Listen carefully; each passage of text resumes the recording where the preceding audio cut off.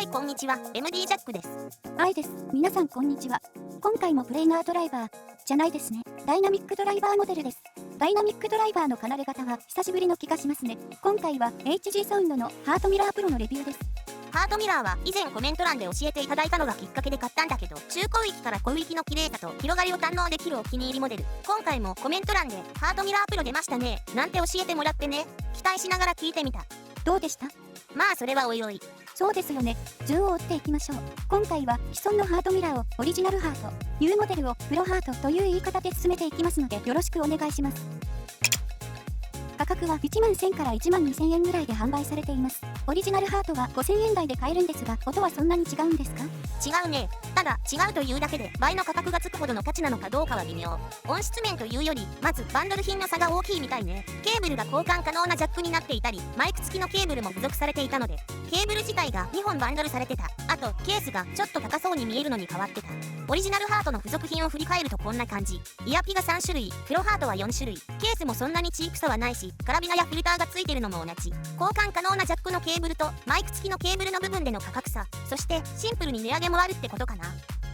材料面ではボイスコイルが日本製の大黒 CCAW ボイスコイルで、これはオリジナルハートには記載がないので材料アップグレードしてるみたい。最近のレビューだとムーンドロップアリアスノーエディションにも大黒 CCAW ボイスコイルが使われていたね。でもアリアの場合はオリジナルもスノーエディションも価格差はほとんどなかったから、ボイスコイルの差が価格差ってわけでもないか。外観はオリジナルハートと一緒ですね。カラーがブラックとガンメタで、オリジナルハートの色とはどちらも違います。サイズは小さめなので、愛の耳にはぴったりです。キャビティは亜鉛合金で、重さは片側 7.6g と、サイズの割にはちょっと重めですかね。ハートミラーって感じだと、心境、心の鏡なんですよね。だから表面デザインだったんでしょうけど、ブラックバージョンとか追加されると、心の闇なんでしょうかね。なんかちょっと複雑です。じゃあガンメタは？鋼の心とか？なるほど。なんかあんまりいい音しそうにないな。ここはあんまり考えず単なる空張りってことにしておこう。ですね。ドライバーは 10mm ダイナミックドライバー1機で、振動板素材はオリジナルハートと同じカーボンナノチューブ使用。マグネットは N52 ネオジム磁石で、これもアリアスノーエディションと同じか。素材に共通点が多くても音質はあまり似てるとは思わなかったけど、第一印象はオリジナルハートを知っている人にとっては受け入れられるだろうかなんて思いながら聞いてたよ。印象悪かったんですか？そういうわけじゃないんだけど、オリジナルハートの特徴はこんな感じで、低域は抑え気味、中高域から高域が綺麗ってイメージだったのね。で、改造感も高めで広がりもすごく感じるみたいなね。それが聞いた瞬間から覆されてこんな感じなわけよ。まあ予想はしていたんだけど、やっぱり低域強化したのか。でね、音質については後で深掘りするけど、既存モデルとは別物として捉えた方が受け入れやすいかもね。ではサウンドチェックに行きましょう。今回はプロハートとオリジナルハートの比較です。チェックポイントはご覧の通り、主に低域、高域の違いになります。イヤピは単ジズム TAPB トレブルで収録しました。ではどうぞ、音量上がります。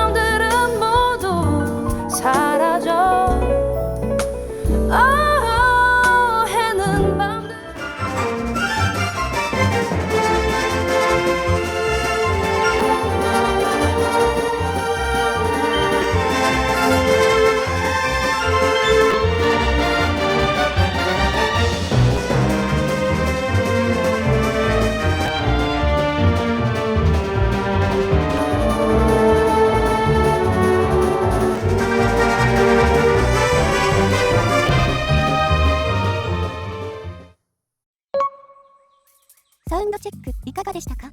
低域はキックの存在感の違い、高域は明るさの違いが聞き取れたのではないかと思います。ではリアピの比較から見ていきましょう。最近の動画数本でこの比較を続けているので、広域の特性の傾向は把握できてきたと思わない？そうですね。なんかパターンが見えてきた感じします。ファイナル E が他のイヤピより6キロ付近が落ちて8キロ付近で戻るパターンとか、瀬戸内エアフィットマックスは逆に6キロ付近の落ち込みは少ないけど、その上の帯域はあまり伸びないとか。で、その他はその中間的な出方という感じ。もっと上の帯域での違いはもちろんあるけど、個人的には10キロぐらいまでを中心に見てるんでね。低域中心の縦に拡大したグラフでは、ウィーザー ET100 がちょっと例外的であまり出てなくて、何回も測定し直したんだけど変わらなかったんで、プロハートとの相性なのかもね。プロハートの低域はオリジナルハートに比べればだいぶ出ているので、聞く分には ET100 が低域を抑えられて高域の伸びもいいので適してる気がしたけど、音収録では平均的に出ているものを選んで単ジジム TAPB にしたわけ。なるほど。他のイヤピはやらないんですか？リクエストもあるし、少しずつ増やしたいとは思ってる。ただ、これ以上の同時表示はわけわかんなくなるのと、労力が半端ないので、その辺はご理解いただければと。そうですね。結構時間かかってますもんね。次はオリジナルハートとプロハートの比較です。先ほどもご覧いただいていますが、低域は 300Hz 以下の差が大きいですね。プロハートはここを強化してきたわけです。300Hz から 2.5kg ぐらいまではほぼ同じカーブ、2.5kg から 4.5kg の範囲ではプロハートが強めに出ており、ボーカルをよりスムーズに美しく表現するという開発の狙いがここに出ているように思います。4.5kg から 7kg あたりまではオリジナルハートが強めで、8kg 手前のピークもオリジナルハートが強めなので、プロハートが単なる低域強化版ではなく、ある意味別物として捉えた方が自然かと思います。確かにそうなんだよね。チューニングを大きく変えてハートミラーの別の可能性を提示してくれた感があるよね。オリジナルハートが高域重視型で万人受けするタイプではなかったようにも思うので、バランス重視型のチューニングにして低域好きの層にもアピールしている感じ。ただどちらにも共通しているのは広がりが優秀ってことかな。直前まで KZPR1 のレビューのために PR1 を聞き込んでいて、その直後にプロハートを聞いた最初の印象が広がりだった。遠くに壁は一応あるんだけど、その中で目いっぱい自然に広がってる感じでめっちゃ心地いいんだよ。低域強化して広域少し抑えてある分、全然広域刺さらなくてマイルドになったのもすぐ分かった。だから別物として捉えつつ、広がり感がハートミラーの共通項なんだなぁと。次は価格も割と近めのトリポウィング HBB オリーナと比較してみました。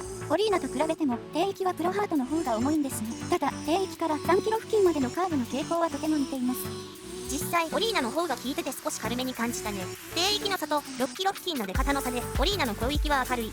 横への広がりはプロハートの方があるかな。アップテンポよりゆったりめの曲の方がプロハートの持ち味が出そうだなって思った。ベースはウッドベースを聴いてる時にこのぐらい出た方がいいなとかね。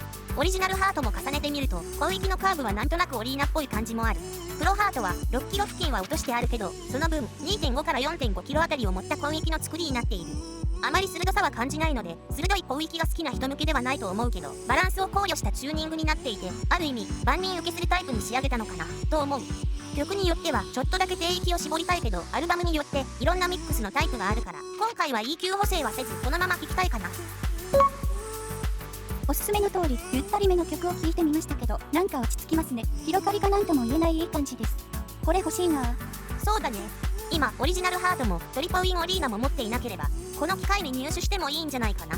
プレイナードライバーモデルが流行りになっているのは確かだけど、振動板にカーボンナノチューブを採用したモデルで評価も人気も高いモデルは結構あって、ハートミラープロもその中に入ると思うので、ずっと付き合っていけそうなモデルです。ということで HG サウンドハートミラープロのレビューでした。ではまた次の動画で。ご視聴ありがとうございました。MD ジャックチャンネルはイヤホンレビューを音と波形た言葉で表現します。チャンネル登録お願いします。